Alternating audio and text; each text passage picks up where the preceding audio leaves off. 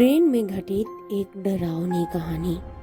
तो hello my lovely people, मैं हाजिर हूँ एक नए स्टोरी के साथ। अगर आप लोग को मेरी स्टोरी बहुत पसंद आती है तो प्लीज़ चैनल को लाइक और सब्सक्राइब करना ना भूलिएगा। चलिए हम आज की स्टोरी सुनते हैं।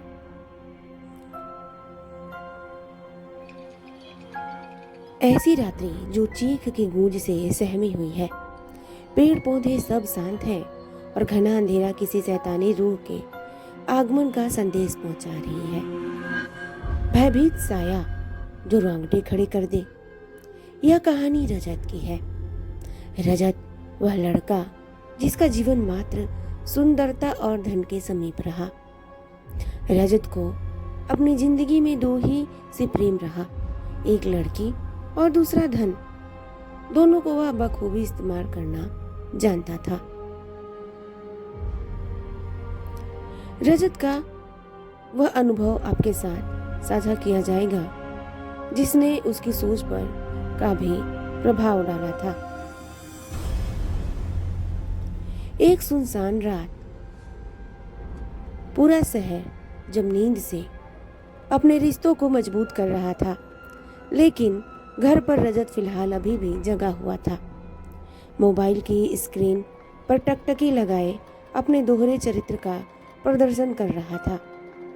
एक चरित्र में वह सोच उजागर कर रहा था जिसमें धन हो और उसके इर्द गिर्द लड़कियों का जमावड़ा लगा हो। दूसरी ओर वह डिम्पल से बात कर रहा होता। डिम्पल उसकी गर्लफ्रेंड का नाम था। यह उसकी 12वीं महिला मित्र थी। वह हर एक लड़की के साथ 3-4 महीने का ही वक्त बिताता था। डिम्पल बेहद अमीर परिवार से ताल्लुकात रखती थी। बाकी लड़कियों की हूबहू रजत ने डिम्पल को भी झूठ के पर्दे में ढक रखा था। उसने डिम्पल के समक्ष अपने माता पिता की वह छवि प्रस्तुत करी जो उन्होंने कभी निभाई भी नहीं थी।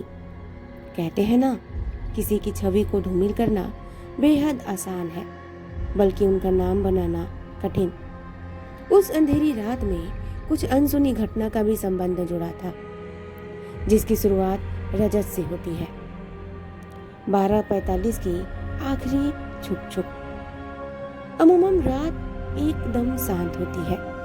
सभी जीव जंतु रात्रि के स्वप्न लोक में खुद को झोंक चुके होते हैं।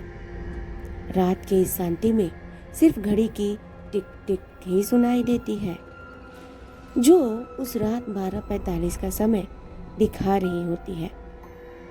रजत अभी भी फिलहाल फोन पर व्यस्त है। खिड़की के बाहर चांद की रोशनी आज कुछ धीमी है। ठंड भरी शीतल हवा खिड़की के दरवाजे में बनी पतली सी जगह से हवा गुजरते हुए रजत को एक ऐसा महसूस कराती है कि कोई उसे छू रहा हो, अपने कोमल हाथों से उसे अपनी ओर बुला रहा हो। तभी अचानक रजत के कानों में एक प्रेम से लबरेज आवाज आती है, रजत, तुम सिर्फ मेरे हो, मैं तुम्हें कुछ से दूर नहीं होने दूंगी। रजत यह सुनकर काफी घबरा गया। उसने डर के मारे अपना फोन बेड पर रखा और खिड़की की तरफ भागा, लेकिन खिड़की से उसे कोई नहीं दिखा। वह जैसे ही खिड़की फिर से बंद कर वापस बेड की तरफ मुड़ा, चांद की रोशनी में एक परछाई से उसका सामना हुआ। उस परछाई का एक हाथ उसके गर्दन को दबोचा और उसे फर्श से कुछ इंच ऊंचाई पर लाकर नीचे, फिर फर्श पर जोरों से पटककर फर्श की धूल पर लाकर डाल दिया। वह उसी वक्त बेहोश हो जाता है और होश में आने के लिए सूर्य के प्रकाश के आने तक का समय लेता है। रजत की अपने माता पिता से बिल्कुल भी नहीं बनती थी। वह हर समय किसी न किसी विषय पर अपने माता पिता से विवाद कर देता था। उसके जीवन में रिश्तों का कोई मूल्य ही नहीं था।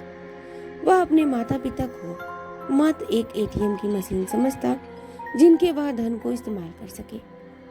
अगली सुबह भी यही हुआ।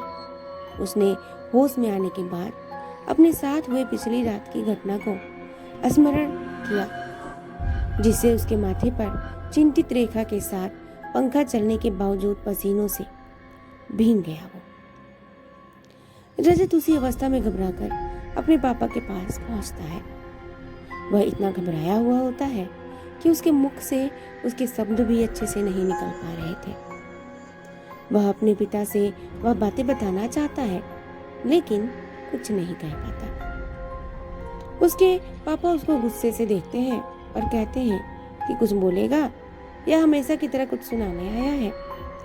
रजत के चेहरे के भाव अब डर की वजह से गुस्से में बदल गए और उसी स्थिति में अपने पापा को ही सुना दिया और गुस्से में वह घर से निकलकर अपने कॉलेज में पहुंचा, जहां उसका इंतजार उसका दोस्त और डिम्पल कर रहे थे।